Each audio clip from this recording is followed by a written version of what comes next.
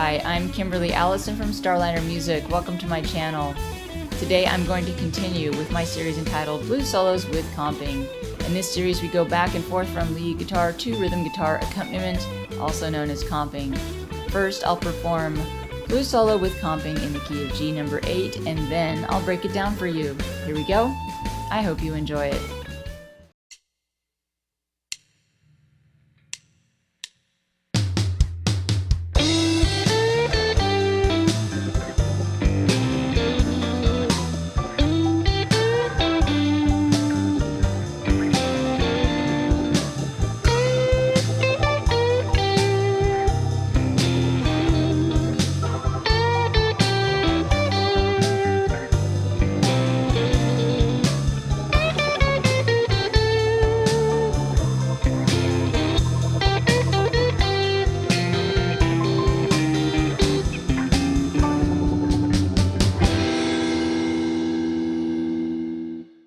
Alright, let's break down Blues Solo with Comping in the key of G number 8. In these exercises, we go back and forth from lead guitar to rhythm guitar accompaniment, also known as comping, within the span of a 12-bar blues. I've broken the 12 bars down into 3 parts, and in each part we'll play a lick, go to comping, play another lick, and go back to comping. We'll be using 2 scales in this exercise. They are both considered C form. What that means is if you take an open C chord and move it to where it's a G chord, and this time I'm just going to add my pinky to make it G7. So here's G7 in the C shape. If I look at where the octaves are, these are Gs. So both scales fit where that C shape octave is. So they are considered C form for caged. The first scale is the blues scale, which is the minor pentatonic with the addition of the blue note. Sometimes those terms are used interchangeably.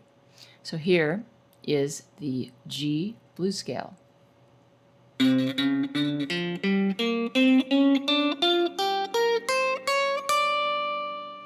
We also have the G major pentatonic.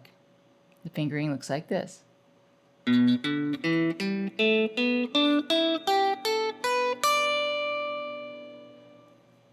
Now that we've looked at the scales, let's go on to part 1. Here's part 1.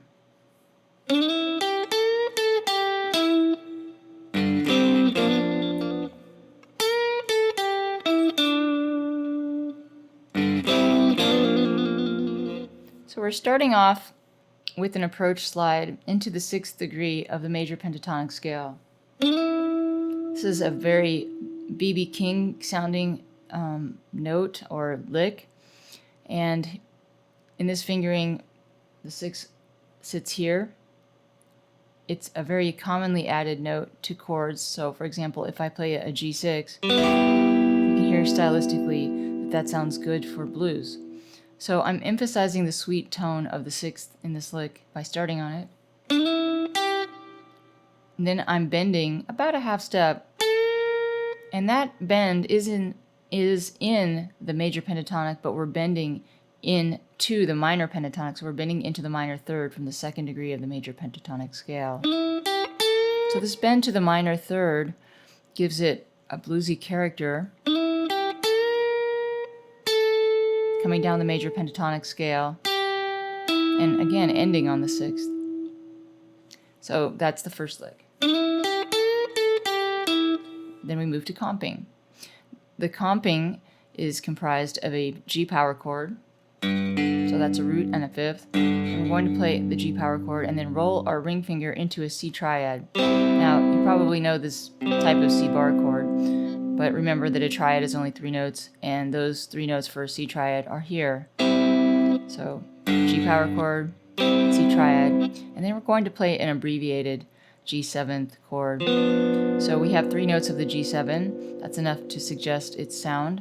We have the flatted 7, the 3rd, and the 5th here. And we're going to hammer on to the major 3rd. And underneath the bar, we have the minor 3rd. That mixing of major and minor 3rds gives it a real bluesy quality. So we're trilling into this abbreviated G7th chord. So let's put the comping together. So we have G5, C, G7. Now you might be thinking, well, we're on a G chord here. Why are we playing a C triad? The C triad adds suspended tension or just a bit of motion around the G7th chord. It's not an all-out change to a C chord. This is just comping around the one chord G. So after we go to the comping, we come back to another lick. The second lick sounds like this. So we're going to slide in with our middle finger into the sixth again. Then we're going to go to the index finger, that's the root, the second to the scale, and bent again to the minor third. So it's very call and response in that the lick starts off the same way as the previous lick, except it's going to end differently. And then we're going to go back to the sixth again, and then end on the fifth of the chord. That's D. And then we go back to the comping at the third fret. So the same comping pattern as before. Let's put part one together one more time.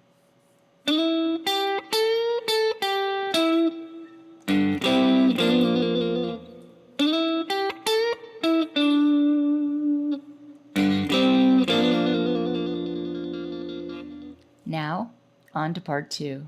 Here's part two.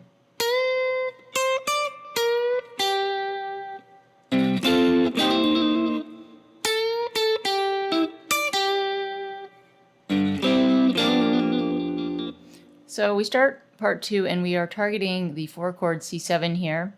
I'm going to start with a bend to the note C. So I'm still in the G minor pentatonic, but I'm carefully selecting my notes as to target C7, and C would be the root. So I'm bending to the root from the flat 7 of C, which is a B flat.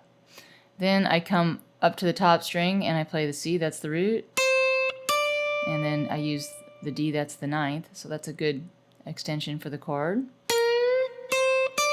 Then I go back to the B flat, but I'm giving it about a quarter-ish step bend. It's a very bluesy intonated bend. And then I end on the note G, which is a chord tone of C. And we're going to move our comping to the 8th fret for C7th. So it's the same comping that we did for G, except now it's moved to C. So we start out with a C5 chord, C power chord. We roll our finger into an F triad. This is still just motion around C7. Then we use our abbreviated C7th chord or C dominant chord, and we're going to hammer on or trill into this abbreviated form. So same as before. Now we go back to lead guitar, and we're going to start off with about a half bend, and we're fingering again in the major pentatonic, but I'm bending into the minor pentatonic, and I'm kind of turning around or heading back to G7 at this point. So another kind of B.B. King style lick, half bend, no bend, ending on the 6th of the scale, and then I go up to the D, and this is quick.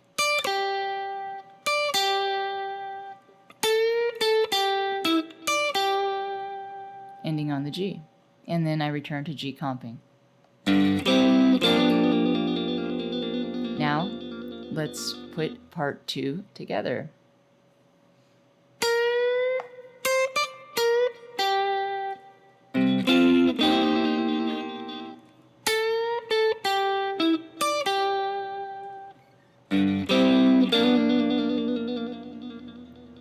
Now, on to part three. Here's part three.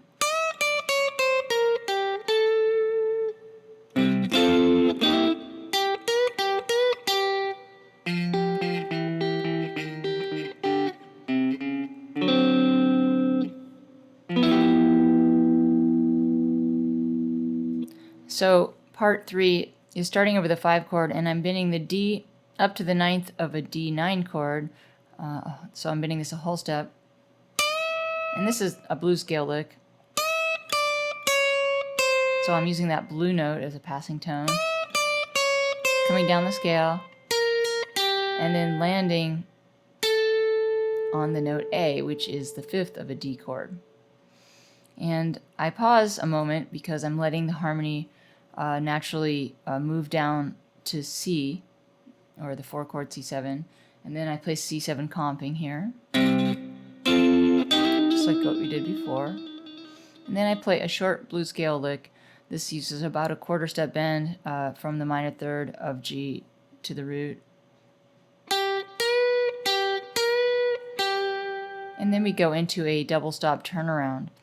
Now these turnarounds typically keep a pedal tone or a chord tone as a constant note, and in this case it's the root, and we're going to walk the other note in the double stop down chromatically. So here's my root G. We're going to keep this as a constant tone. We're going to walk the chord tone F, that's a flat 7, down chromatically until it's a 5th.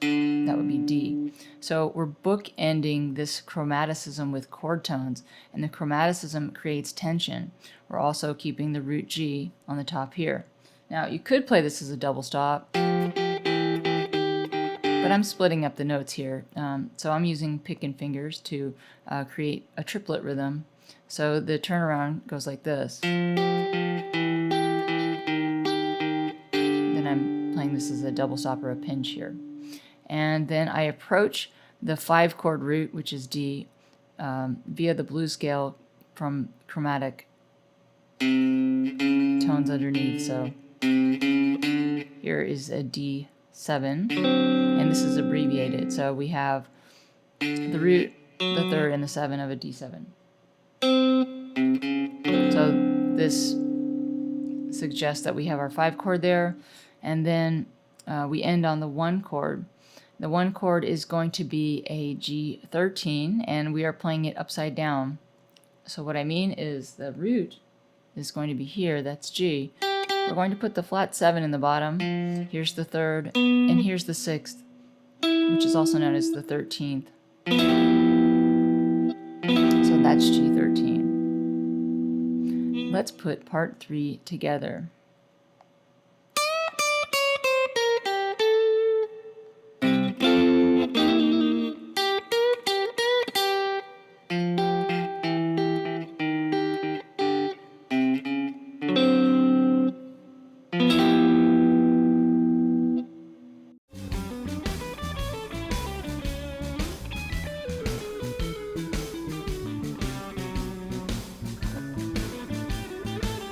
That's it for blues solo with comping in the key of G, number 8. I'm Kimberly Allison from Starliner Music, and I hope to see you back on my channel soon.